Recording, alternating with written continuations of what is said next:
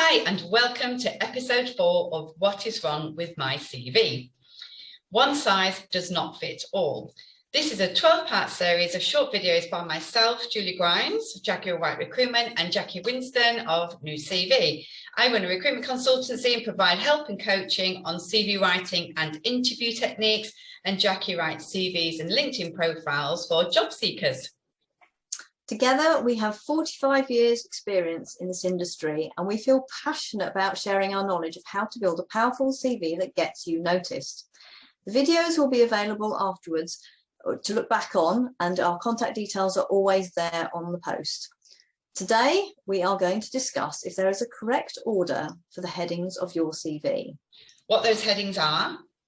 And what a skills-based CV is and when you could use one. To start with, I'm going to outline the headings to write under to give you an idea of a usual order. These are personal profile, key skills, key achievements, career history, education and professional development, volunteering if relevant, and other achievements, interests and other information. We're going to go into a little bit more detail about the key achievements, and I'd like to pass over to Jaqui on this one. Okay, we were talking earlier about the placement of key achievements in a CV because it is not a fixed thing. Ideally, your key achievements need to be under each role so that the reader can very clearly see what you've been asked to do and then what you've actually contributed, i.e. the key achievements. So that's what we would expect to see. But there are occasions where maybe you've got a shorter career or you haven't got an achievement that you think is worthy of putting under each role, whereby you have a key achievement section underneath the key skills, so nearer the top of the CV, where you pull out the most important ones that demonstrate that you made a difference in certain roles that you've been in.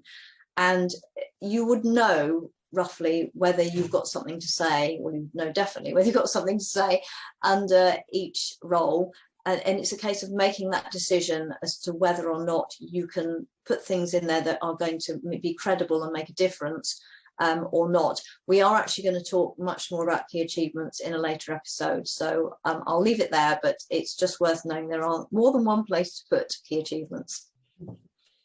In addition to that, I think it would be worth mentioning that I do believe everybody has key achievements in every role. So if you're not sort of speaking to myself or Jaqui, there are definitely ways of pulling out some key achievements, and we've got some examples come up in another episode. So please don't think you haven't got any. Everybody's got strengths and achievements. I always find them in some people. So going on to career history, we just wanted to touch a little bit on the career history. More on not into the content, but more in terms of, you know, the dates and the most current date to be at the front and at the top. So we do still see sometimes your oldest dates back in your first job, and you know, I would definitely not recommend that. People want to see the most current first. And one other thing in terms of gaps, so we're going to talk about gaps again and how to fill them, but make sure there are no gaps. Or ask for some help if you have got gaps in what to put in there. And my last comment really on this is, if you've got long service in a company, so you've worked in a company for 10 years, say 2010, 2020, and you've performed 3 different roles, I would highly recommend a big bold header highlighting the fact that you've worked for those 10 years. And then underneath that, you can go into each job title and some bullet points of your tasks.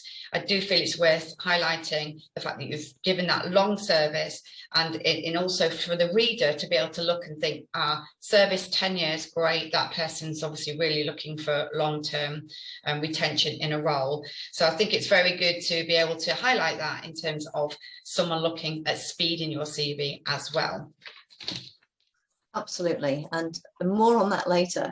The other thing we were talking about at the beginning, what Julie was talking about, was this order, and I wanted to pull out the fact that the order can vary depending on the level of your experience, by which I don't mean you put the personal profile at the bottom. What I mean is that you could put your education nearer the top of the CV if you are a student, and this is going to be a sort of first role, and therefore your education is more important than, say, what you've done in your work experience, unless you have had a significant amount of work experience whilst you've been a student. Then I would tip it around the other way.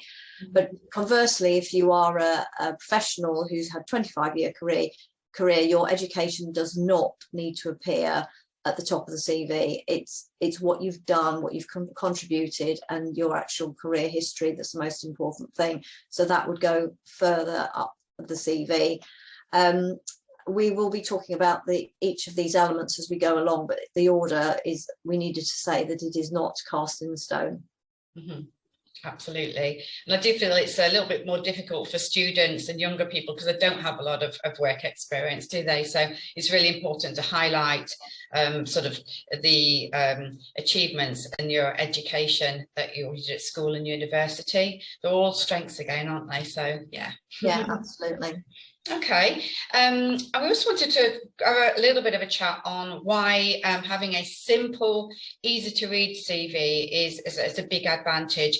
And by that, we mean a clean CV, well presented, headers and bold, neat, easy to read, bullet points, if possible, under headings, rather than large paragraphs that people are going to switch off and they're just not going to be engaged, and consistency. So it's very, very important if you're highlighting your different headings to have them the same. So bold, underlined, and then bullet points under bold, underline, etc., etc. And then if you're looking to put in your career history, the names of the companies that you've worked in, think of a different layout for that, perhaps, with maybe bold without underline. But the key here is to be very clear, very consistent, and a hiring manager or anyone looking at your CV can go straight to the section they want to go without having to go through paragraphs and paragraphs of words. So really, really important, especially at the moment with so many applicants and the speed in which people look at CVs. Yeah. And following on for that in relation to what you're actually presenting to your reader, there are occasions where a chronological CV is not the best way of presenting your skills. And you can use what's called a functional CV or a skills-based CV. What that means is that after your personal profile, you actually pull out 4 or 5 of your key skills, and you demonstrate how you have used them, where you've used them, and how you've made a difference, rather than focusing on the strict chronology. And by doing that, the reader can see that you have made a difference and that you've got something tangible to offer to the job that you're applying for. And this is really useful when you, say, had a lot of gaps, either through illness or any other personal reason, or you've changed around different kinds of careers, because there'll be transferable skills between all of the different roles you've been in, and your job is to show the reader what they are, rather than the reader having to dig around and find them, because quite often the reader may be switched off by the fact that there are gaps. So I just thought we would flag that, because it is a great option for some situations, although the chronological CV is the norm.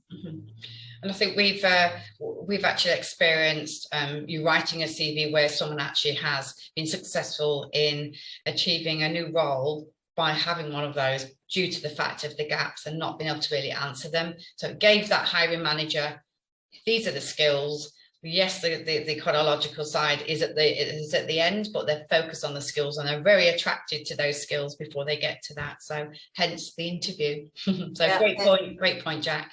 Yeah, and it did work. So that's it. In summary, you need to know that your headings have to be clear, in an order that is appropriate to your level and type of experience, that keeping it simple is best so that the whole document is easy to read. And bear in mind, you can use a chronological or a skills-based CV depending on your circumstances.